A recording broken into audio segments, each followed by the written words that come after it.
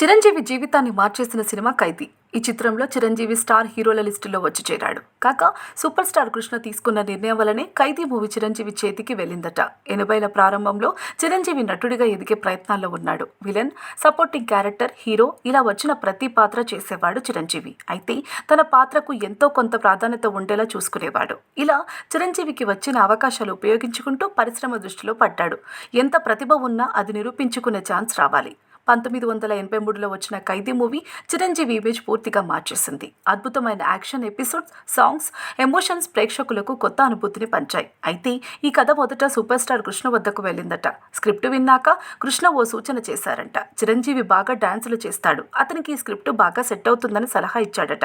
దాంతో దర్శకుడు కోదండరామిరెడ్డి కృష్ణ సలహా మేరకు చిరంజీవితో 'ఖైదీ' చేసి భారీ విజయం అందుకున్నారు. ఈ విషయాన్ని కృష్ణ మేకప్ మ్యాన్ మాధవరావు ఒక ఇంటర్వ్యూలో చెప్పారు.